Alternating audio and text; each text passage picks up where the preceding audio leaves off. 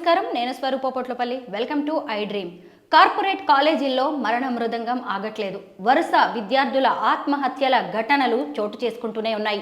హైదరాబాద్ నారాయణ కాలేజ్లో తనూష్ నాయక్ అనే 16 ఏళ్ల ఇంటర్ ఫస్ట్ ఇయర్ అబ్బాయి ఆత్మహత్యకు పాల్పడ్డాడు. మనం చూస్తూనే ఉన్నాం. రోజుకు ఒక ఘటన, నెలకి 2-3 పిల్లలు చనిపోతూనే ఉన్నారు. అయినా సరే తల్లిదండ్రుల్లో మార్పు రావట్లేదు. కార్పొరేట్ విద్యే మాకు కావాలి అనుకుంటున్నారు. ఎందుకు ఇలాగా కార్పొరేట్ కాలేజీల్లో ఆత్మహత్యలు అనేవి పెరిగిపోతున్నాయి? తల్లిదండ్రుల లోపమా, లేదు అంటే విద్యా వ్యవస్థలోనే మార్పు రావాలా? ప్రస్తుతం నాతో పాటు సోషల్ యాక్టివిస్ట్ కృష్ణకుమారి గారు ఉన్నారు. ఆవిడతో మాట్లాడదాం. మేడం నమస్తే. చూశారు కదా, నారాయణ కాలేజ్లో పిల్లాడు చనిపోయాడు. జస్ట్ 16 ఏళ్ళు మేడం. ఎంత భవిష్యత్తు ఉన్న అబ్బాయి. అయితే తల్లిదండ్రులు ఇప్పుడు ఏడుస్తున్నారు, లెక్చరర్ల వేధింపులే కారణం అని చెప్పి. కానీ దాంట్లో తల్లిదండ్రుల బాధ్యత లేదంటారా? ముఖ్యంగా ఈ నారాయణ, చైతన్య కార్పొరేట్ కాలేజెస్లోనే పిల్లలు ఎందుకు ఎక్కువగా సూసైడ్స్కి పాల్పడుతున్నారు? ఇప్పుడు మొదటగా మనం తల్లిదండ్రుల పాత్ర గురించే మాట్లాడుకోవాలి. అసలు ఈ కార్పొరేట్ కాలేజీల పైన ఈ తల్లిదండ్రులకి ఇంత మోజు ఎందుకు? పైగా పిల్లల ఇష్టాయిష్టాలని పక్కన పెట్టి వాళ్ళ ఇష్టాయిష్టాలనే ముందుకు తీసుకుని వచ్చి పిల్లల్ని మెడలు వంచి కాళ్ళు చేతులు కట్టేసి తీసుకెళ్ళి హాస్టల్ రూమ్లో పడేస్తున్నారు. హాస్టల్స్లో పడేస్తున్నారు కార్పొరేట్ కాలేజెస్లో. శ్రీ చైతన్య కావచ్చు, నారాయణ కావచ్చు, ఇంకా పేర్లు ఇంకా భాష్యం కాలేజ్ కావచ్చు, ఇంకోటి కావచ్చు. ఇలా చేయడం వెనకమాల అసలు తల్లిదండ్రుల ఉద్దేశం ఏంటి అంటే, మేము తిన్నా తినకపోయినా మా జీవితాల్లాగా మా పిల్లల జీవితాలు ఉండకూడదు. మన చుట్టాల అబ్బాయి, పలానా అబ్బాయి ఎంపీసీ తీసుకొని ఇంజనీరింగ్ చేసి అమెరికా వెళ్ళి ఎంఎస్ చేసి ఉద్యోగం చేస్తున్నాడు. అతి తక్కువ టైంలో తల్లిదండ్రికి బాసటగా నిలిచాడు. ఇలా వాళ్ళ ఆలోచనలు ఈ విధంగా ఉన్నాయి. పిల్లలు త్వరగా సెటిల్ కావాలి, మా కష్టాలు తీర్చాలి అంటే మేము తిని తినక వాళ్ళని చదివించైనా సరే, తద్వారా ఆ తర్వాత వాళ్ళు స్థిరపడితే మా కష్టాలు తీరుతాయని 1000 కళ్ళతో ఎదురు చూసే తల్లిదండ్రులు ఉన్నారు. మరి ఈ తల్లిదండ్రులు ఒక్క క్షణం ఆలోచించి ఈ పిల్లలకి ఈ చదువు ఇష్టం ఉందా లేదా, ఈ గ్రూప్ తీసుకోవటం ఇష్టం ఉందా లేదా, అసలు హాస్టల్కి వెళ్లకుండా ఉంటాడా ఉండడా, హాస్టల్కి పంపకుండా చదివించుకోవచ్చా లేదా, ఇట్లాంటి ప్రత్యామ్నాయ మార్గాలు ఏమీ ఆలోచించకుండా వీళ్ళకి ఎంపీసీ ఇష్టం, వీళ్ళకి బైపీసీ ఇష్టం, ఈ 2 గ్రూపుల్ని మా కాలేజీ నుంచి ఇంతమంది ఇంజనీర్లు అయ్యారు, ఇంతమంది డాక్టర్లు అయ్యారు అని చెప్పి ఆ కాలేజీలు వేసే ఒక ఓదరగొట్టుడు చూసిన తర్వాత ఆ కాలేజీలోనే చేర్చాలని వీళ్ళు డిసైడ్ అవుతారు. ఆ ఫీజులు ఎట్లా వస్తాయి ఏంటి అనేది తర్వాత విషయం. ముందైతే అక్కడ కార్పొరేట్ కాలేజీలో చేర్పించాల్సిందే. చేర్పించేసిన తర్వాత ఇక అక్కడికి వెళ్ళిన తర్వాత ఆ పిల్లల కష్టాలు మొదలవుతాయి, లెక్చరర్ల కష్టాలు కూడా మొదలవుతాయి. ఈ మొత్తంలో ప్రత్యక్షంగా కానీ పరోక్షంగా కానీ బాగా డబ్బు సంపాదన అనుకున్నట్లు జరుగుతుంది కాలేజీ యాజమాన్యాలకి. ఫీజు ఎంత పెట్టినా అడిగేవాళ్ళు లేరు, సెలవులు ఇవ్వకపోయినా అడిగేవాళ్ళు లేరు. ఏమంటారు అవేమో అవర్లంట, స్టడీ అవర్లంట. రాత్రి 10 వరకు స్టడీ అవర్లు పెట్టినా అడిగేవాళ్ళు లేరు. ఇంకా చదివించండి మా పిల్లల్ని, ఇంకా రుద్దండి, చేపలను రుద్దినట్టు రుద్దండి అని చెప్పే తల్లిదండ్రులు. పైగా ఇంకొక ప్రాబ్లం ఏమొస్తుందంటే, ఈ మధ్యకాలంలో చాలామంది శ్రీ చైతన్య, నారాయణ ఇట్లాంటి కార్పొరేట్ కాలేజీల్లో హాస్టల్స్లో పెట్టడానికి కారణం ఇంటి దగ్గర వాళ్ళ ఖాళీ సమయాలను వాళ్ళు ఎంగేజ్ చేయలేకపోతున్నారు తల్లిదండ్రులు. ఈ ఫోన్లు, సోషల్ మీడియా, టీవీలు వీటిని తట్టుకోలేక, ఈ స్నేహితులు, ఈ గంజాయి ఇవన్నిటిని తట్టుకోలేక అసలు వీళ్ళు ఆ కార్పొరేట్ కాలేజీలో ఉంటే కనుక పొద్దున్న సాయంత్రం దాకా అక్కడే చదువుకుంటారు. వాళ్ళకి అసలు ఊపిరి సలపనంత చదువు ఉండాలి, అంత కష్టం ఉండాలి, అట్లయితేనే మన మాట వింటారు అనే ఒక పాపం. దీనిలో ఎంతో కొంత వాస్తవం లేకపోలేదు. వాళ్ళ ఖాళీ సమయాలను వాళ్ళు ఎలా వాడుతున్నారు, దానివల్ల వాళ్ళ భవిష్యత్తుని వాళ్ళ చేతులతో వాళ్ళే ఎట్లా నాశనం చేసుకుంటున్నారు పిల్లలు అనేది అందరికీ తెలిసిన విషయం. మీకు తెలుసు, నాకు తెలుసు, తల్లిదండ్రులకు తెలుసు, అందరికీ తెలుసు. కానీ దీన్ని ఏమీ చేయలేని పరిస్థితి. దీనికి ఏంటంటే ఇక ఒకటే ఏకైక సర్వరోగ నివారణ ఏమనుకుంటున్నారు అంటే, ఇటు చదువుకు చదువు వస్తుంది, క్రమశిక్షణ వస్తుంది, సమయం వృధా కాదు, చెడు అలవాట్లు అవ్వవు అని చెప్పి తీసుకెళ్ళి అక్కడ వేస్తున్నారు. సరే, ఒక విషయం ఆలోచిస్తే మనం, ఆ ఎద్దు మంచిదైతే ఆ ఊర్లోనే అమ్ముడవుద్దని ఒక సామెత ఉంది. అసలు వీళ్ళు చదువుకునే వాళ్ళే అయితే, ఇలాంటి పనులు చేసేవాళ్ళే కాకపోతే, చుట్టూ పరిస్థితులకి లొంగిపోకుండా ఉండే పిల్లలే అయితే హాస్టల్కి వెళ్ళక్కర్లా, ఇంట్లో కూడా చదువుతారు. ఇంకా అక్కడికి వెళ్ళాక ప్రత్యామ్నాయ మార్గాలు ఆలోచిస్తారు. వాచ్మెన్ కళ్ళల్లో కారం కొట్టి ఎట్లా పారిపోవటం, వాడికి లంచం ఇచ్చి ఎట్లా సినిమాకి వెళ్ళి రావటం, ఇవన్నీ సర్వసాధారణంగా కాలేజీల్లో జరిగాయి. కానీ ఇకపోతే లెక్చరర్ల వంతుకు వచ్చేసరికి వాళ్ళకి వాళ్ళ పైన ఉన్న ప్రెషర్ ఏంటి అంటే, నువ్వు పాస్ పర్సంటేజ్ ఎంత తీసుకొచ్చావు, నీ క్లాసులో ఎంతమంది పిల్లలు హయ్యెస్ట్ పర్సంటేజెస్ వచ్చాయి, అది నాకు కావాలి. నువ్వు కింద పడతావా మీద పడతావా, అవసరమైతే శీర్షాసనం వేస్తావా పిల్లల ముందు, మాకు అనవసరం. నువ్వు పిల్లి మొగ్గలేస్తావో, మాకు కావాల్సింది రిజల్ట్. ఎందుకంటే మా రిజల్ట్ చూసే కదా తల్లిదండ్రులు మా దగ్గరకు వచ్చి చేర్పిస్తున్నారు. చచ్చినట్టు ఇక వాళ్ళు బెత్తం పట్టుకుంటారా, లేకపోతే ఇంకోటి పట్టుకుంటారా, పిల్లల్ని వేధిస్తారా, బొజ్జగిస్తారా, వాళ్ళ కాళ్ళు పట్టుకుంటారా, వాళ్ళ చేతులు పట్టుకుంటారా, ఏం చేస్తారో తెలియదు. ఆ లెక్చరర్లు వాళ్ళ పాటలు వాళ్ళు పడి వీళ్ళని మళ్ళేస్తుంటారు, చదివిస్తూ ఉంటారు. బై హార్ట్ చేస్తారు. ఈ ప్రాసెస్లో ఈ నిర్బంధంలో ఉండలేక, వాళ్ళు పెట్టే తిండి నచ్చక, ఆ కిక్కిరిసిన క్లాస్ రూముల్లో 40 మంది కూర్చునే దగ్గర 70 మంది కూర్చొని చదువుకోవటం, ఆ భయంకరమైన బాత్రూములు. ఒక కాలేజీ స్టూడెంటు నా దగ్గరకు వచ్చి ఎవరి ద్వారానో వచ్చి చెప్పింది, అసలు ఆ బాత్రూమ్కి వెళ్ళలేము, అసలు మిమ్మల్ని బాత్రూమ్లు బాగాలేదంటే బాత్రూమ్కి వెళ్ళమని ఎవరన్నారని అడిగిందంట ఒక టీచరు. అయ్యో, ఒక లెక్చరర్. ఇంత దారుణంగా ఉన్నారు వాళ్ళు. ఎందుకంటే వీళ్ళు ఈ పిల్లలు చెప్పేవి పైకి తీసుకెళ్ళలేరు, వాళ్ళు పై వాళ్ళకి చెప్పలేరు. మిమ్మల్ని పాఠాలు చెప్పమన్నాం కానీ వాళ్ళ బాత్రూమ్లు చూడమన్నామా అని అడుగుతారు వాళ్ళు. తల్లిదండ్రులు కూడా ఎలా ఉంటున్నారంటే మేడం, పిల్లలు కూడా అప్పటిదాకా 10th క్లాస్ వరకు ఏ తెలుగు మీడియమో చదువుతారు, అరకొర మార్క్స్ కావచ్చు, యావరేజ్ స్టూడెంట్స్ కావచ్చు.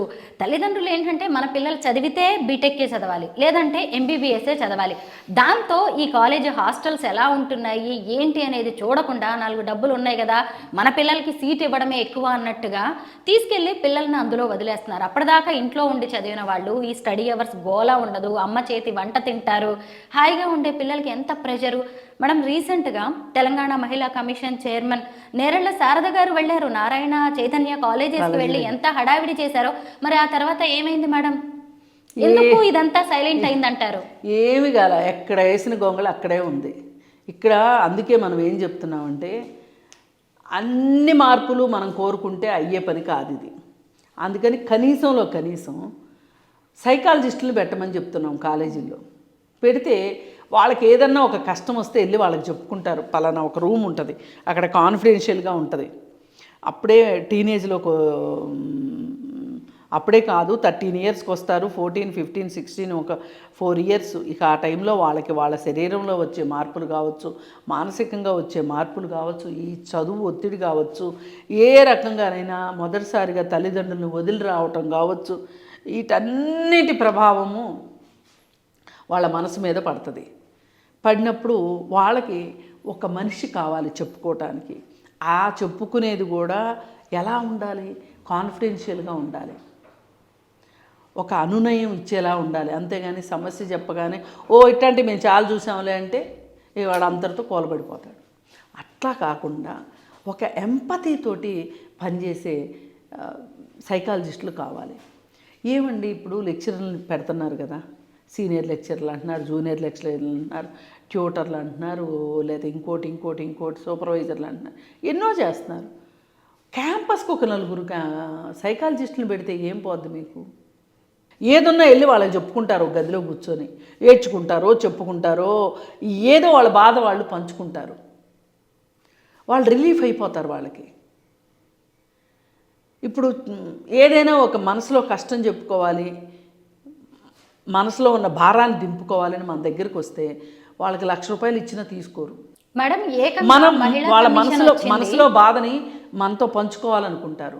అలాంటి అవకాశం కాలేజీల్లో కనిపించాలనుకుంటున్నా. మహిళా కమిషన్ చైర్పర్సన్ వెళ్ళినామండి, ఇంకొకళ్ళు వెళ్ళినామండి, వీళ్ళకి మనకి ఈ కాలేజీల్లో ఇలాంటి దరిద్రాలు ఎక్కువ జరుగుతున్నాయని చెప్పి ఒకసారి ఒక కమిషన్ వేశారు లెక్చరర్స్ తోటి. Neeraja commission or Narmada commission వాళ్ళు ఇచ్చిన రిపోర్ట్ల ప్రకారం స్ట్రెంగ్త్ ఎక్కువ ఉంటుంది. వాళ్ళ మానసిక పరిస్థితిని అంచనా వేసి వాళ్ళతోటి అనునయంగా మాట్లాడేవాళ్ళు కావాలి అని చెప్పి వాళ్ళు రికమెండేషన్ ఇచ్చారు. రికమెండేషన్సే కోల్డ్ స్టోరేజ్లో ఉంటాయి. ఇక్కడ మటుకు ఏమీ జరగదు. ప్రతి సంవత్సరము ఆత్మహత్యలు ఇవి వినడంతోనే సరిపోతుంది. ఏమనిపిస్తుంది అంటే గత సంవత్సరం కంటే ఈ సంవత్సరం పెరిగినాయి అనుకుంటాం. మళ్ళీ వచ్చే సంవత్సరం మాట్లాడుకునేది ఏంటి, గత సంవత్సరం కంటే ఈ సంవత్సరం పెరిగినాయి అనుకుంటాం. అంతకుమించి పరిష్కారం దొరకట్లేదు. ఏమి కాలేజీలకి మీరు రూల్స్ పెట్టలేరా? అసలు ఆట స్థలాలు అయ్యి కాలేజీల్లో అంటే ఎప్పుడు చదివేనా? ఆట స్థలాలు కాదు, ఆటలకి టైం ఎక్కడా? ఇప్పుడు ఆట స్థలం ఉందనుకోండి, ఆడించాలి అనుకుంటే ఆట స్థలాలు వస్తాయి. ఆట స్థలాలు వచ్చినాయి అంటే ఆడిస్తారు. ఈ రెండూ లేవు అక్కడ. ఏం లేదు, ఆడించాలని లేదు, ఆట స్థలాలు లేవు. ఇంకేం చేస్తారు వాళ్ళు? పొద్దు నుంచి రాత్రి దాకా ఫారం కోళ్ళలాగా రుద్దడమే పని. మరి ఈ పరిస్థితుల్లో ఆ పిల్లలు ఏం చెప్పుకోవాలో తెలియదు. ఇంట్లో వాళ్ళు హాస్టల్కి వెళ్ళము అంటే వాళ్ళు ఒప్పుకోరు. కాలేజీలో వీళ్ళు ఈ విధంగా టార్చర్ పెడతారు. కేవలం టీచర్లు టార్చర్ పెట్టారు అనటాన్ని కూడా నేను ఏకీభవించనండి. వాళ్ళకి పైనుంచి ఉన్న ప్రెషరు, ఈ మొత్తానికి కాలేజీ యాజమాన్యాలనే బాధ్యుల్ని చెయ్యాలి. పైగా వాళ్ళు ఈ మధ్యకాలంలో ఒక అఫిడవిట్ తీసుకుంటున్నారంట. మీ పిల్లకి ఏం జరిగినా మాకు సంబంధం లేదు అని మీరు ఎక్కడ క్లెయిమ్ చేయడానికి వీల్లేదు, ఎక్కడ మాట్లాడటానికి వీల్లేదు అని. అసలు ఇది ఎంతవరకు కరెక్టు? అంటే ముందర కాళ్ళకి బంధాలు వేయటం కదా ఇది. ఏదేమైనా ఒకటండి, ఇప్పుడు గవర్నమెంట్ జూనియర్ కాలేజీల్లో ఎందుకు ఆత్మహత్యలు జరగట్లేదు? ఏం అక్కడి నుంచి మెడిసిన్ సీట్లు రావట్లేదా? అక్కడ చదువుకున్న వాళ్ళకి ఇంజనీరింగ్ సీట్లు రావట్లేదా? ఎందుకు అక్కడ సూసైడ్లు జరగట్లేదు అంటే వాళ్ళ మీద ఒత్తిడి లేదు. అవును మేడం, అందుకే సూసైడ్లు జరగట్లా. ఇప్పుడు గురుకులాలు ఉన్నాయి. ఎగ్జాంపుల్, గురుకులాల గురించి అందరూ మాట్లాడేవాళ్ళే మాట్లాడతారు. శ్రీ చైతన్య నారాయణ కాలేజీల గురించి మాట్లాడరు. అవును, అక్కడ మౌలిక సదుపాయాలు లేవంటారు, ఫుడ్ పాయిజన్ అంటారు. మరి వీటి గురించి ఎవరు ఎందుకు నోరు తెరవట్లేదు? ఇక్కడ పైగా 3 లక్షల ఫీజు, 3.5 లక్షల ఫీజులు ఉన్న క్యాంపస్లు కూడా ఉన్నాయి. పైగా క్లాస్ రూమ్లో 60 మంది 70 మంది పిల్లలు. ఒక్క గాలి ఆడదు. పైగా గాలి వెలుతురు సరిగా లేని ప్రదేశాలు. ఏది ఏమైనా కోళ్ల ఫారాల కంటే హీనంగా పిల్లలు చూస్తున్నారు. అందుకే ఈ పిల్లలు ఎలా సూసైడ్లు చేసుకుంటున్నారు. మీరు ఒక్కసారి వాళ్ళ మనసులోకి వెళ్ళి వాళ్ళ మనసులో ఏం తుఫాన్లు ఉన్నాయో మీరు ఒక్కసారి అంచనా వేయండి. వాళ్ళ షూస్లో కాళ్ళు పెట్టండి, వాళ్ళ బాధను అర్థం చేసుకోండి. ఎంపీసీ ఒక్కటే చదువు కాదు, బైపీసీ ఒక్కటే చదువు కాదు. ఈ ప్రపంచంలో చాలా చదువులు ఉన్నాయి. పాప నాకు ఆ పిల్లల ముఖాలు గుర్తొస్తేనే బాధగా అనిపిస్తుంది. అయితే ఈ కార్పొరేట్ కాలేజెస్ విషయంలో ప్రభుత్వం ఎలాంటి చర్యలు తీసుకుంటే మంచిదంటారు? ఇప్పుడు కనీసం క్లాస్ రూమ్లో స్టూడెంట్ లెక్చరర్ రేషియో విషయంలో జాగ్రత్త పడాల్సింది ఫస్ట్ ముందుగా. రెండోది వాళ్ళకి సైకాలజిస్టులను ఇవ్వటం. మూడోది తిండి సరిగా ఉంటుందా లేదా అని చూసుకోవటం. ప్రతి క్యాంపస్లోనూ చిన్నదో పెద్దదో క్యాంపస్ ఒక ప్లే గ్రౌండ్ ఉండేలాగా చూసి వాళ్ళని కొంచెం మాట్లాడించటం. స్టడీస్ అవర్స్ అనే పీల్చి పిప్పి చేయకుండా వాళ్ళకి కొంచెం ఎక్స్ట్రా కరిక్యులర్ యాక్టివిటీస్ కూడా పెట్టమని నేను కోరుకుంటున్నాను. కనీసం వీకెండ్స్లో అయినా తల్లిదండ్రులని, ఫ్రెండ్స్ని, ఫ్యామిలీ మెంబర్స్ని కలిసే అవకాశం కల్పించాలి మేడం. కల్పించాలి. అది లేకే అసలు ప్రాబ్లం ఏంటి? తెలిసి తెలియక మిడిబిడి జ్ఞానంతో తల్లిదండ్రులే ఇవన్నీ ఎందుకు, మేము ఫీజులు కడుతుంటే చదవలేరా అని మాట్లాడుతున్నాను. ఇప్పుడు ఏ తల్లిదండ్రులకి బిడ్డలను చంపుకోవాలని ఉండదు, కానీ మనసు రాయి చేసుకుని ఏం చేసినా వాళ్ళ మంచి కోసమే కదా అని ఆలోచిస్తున్నారు వాళ్ళు. అది వాళ్ళ మంచి కోసం కాదమ్మా, మీ ఉద్దేశం మంచిదే, అక్కడ యాజమాన్యాలు ఉద్దేశాలు సరిగా లేవు. వాళ్ళు డబ్బులు దావాద్రితో ఉన్నారు. ఈ క్లాస్ రూమ్స్ వాళ్ళకి డబ్బులు పండించే కేంద్రాల్లాగా తయారైనవి. అంతకు తప్పితే వేరే ఏమి లేదు. మీరు ఏదైతే పిల్లల మనసుల్లో బాధల్లో ఉన్నారో వాళ్ళని కాస్త పట్టించుకోండి, అనునయించండి. సర్ది చెప్పండి. ఈ చదువు మేము చదవము అంటే ఇంకో చదువు చదివించండి. దేశంలో ఎంపీసీ బైపీసీ మాత్రమే లేవు, చాలా కోర్సులు ఉన్నాయి. చదివించండి, ఆ విధంగా చదివించండి. అవసరమైతే ఒక సంవత్సరం బ్రేక్ వస్తే వచ్చింది, నష్టమేమీ లేదు, కొంపలేం అంటుకుపోవు. ఈ విధంగా పిల్లల పక్షాన ఆలోచించగలిగితే, పిల్లలకు కూడా హక్కులు ఉంటాయని ఎవరైనా నమ్మితే, పిల్లల్ని వాళ్ళ అభిప్రాయాలు గౌరవించగలిగితే ఇట్లాంటి సమస్యలు రావు. మేడం చాలా బాగా చెప్పారు. చూశారు కదా, మా పిల్లలు మా ఇష్టం అనకండి. దయచేసి మీ ఇష్టాలను వాళ్ళ మీద రుద్ది వాళ్ళ ద్వారా ఏదో సాధించాలి అనుకోకండి. ఏ తల్లిదండ్రులకైనా తమ పిల్లల్ని పోగొట్టుకోవాలని ఉండదు, కానీ వాళ్ళ విషయంలో జాగ్రత్తలు తీసుకోవాల్సిన ఆవశ్యకత మీకే ఖచ్చితంగా ఉంది. అలాగే పిల్లలు కూడా తల్లిదండ్రుల గురించి ఆలోచించాలి. కన్న వాళ్లకు కడుపు కోతను మిగిల్చకండి. ఏదైనా ఒత్తిడి ఉంది అంటే ఖచ్చితంగా తల్లిదండ్రులతో, మీ కాలేజ్ యాజమాన్యాలతో మీరు షేర్ చేసుకోవడానికి ప్రయత్నించండి. Thank you so much ma'am. Thank you.